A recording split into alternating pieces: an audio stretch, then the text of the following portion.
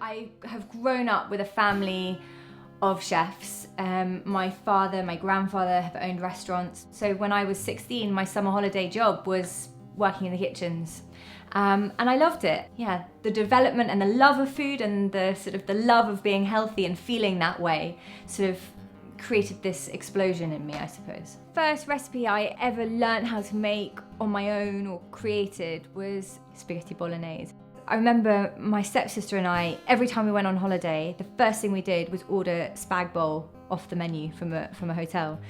And in my second book, I wanted to recreate that. And so I recreated a vegetarian, healthy spaghetti bolognese, and it's called Sien Spag Bowl.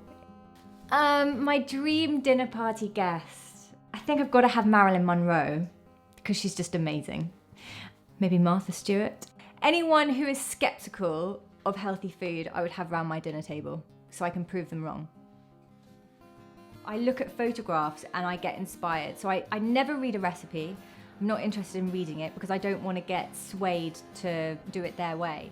Because I suppose that's what I do. I just make the healthy alternative. So I try something, I love it, and I'm like, right, okay, light bulbs start going, and I kind of get into the kitchen and get inspired and go from there. When I host dinner parties, I like to be really comfortable. So I suppose something like this, I really like the Lily and Lionel silk shirts and t-shirts and things like that, because they're actually really free, but you can stick on a pair of heels and a pair of jeans with it, so you can still feel quite glam at the same time. I normally go barefoot anyway, because it's much more comfortable. And I'll put on a pair of heels when people arrive, and then they'll sort of be flung off about 5 minutes later anyway. My favourite home comforts, I know it sounds ridiculous, but probably rooibos tea with lots of milk in it. So I use almond or rice milk. 2 reasons.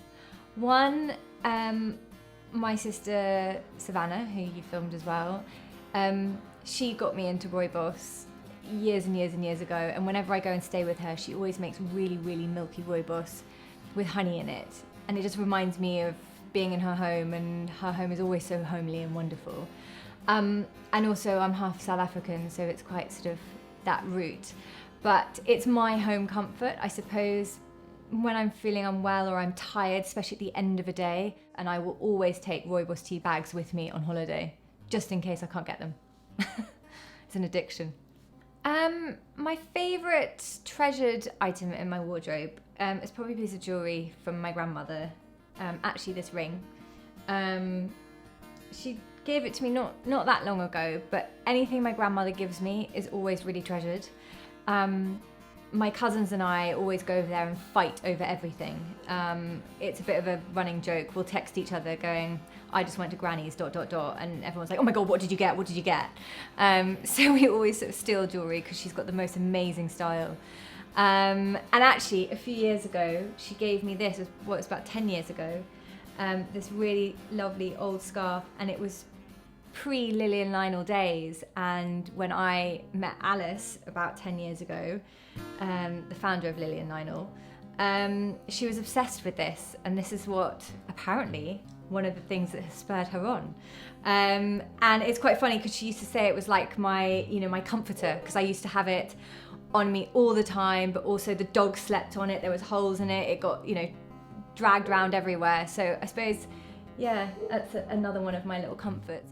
Anything Granny gives me is really treasured because she's the most amazing woman.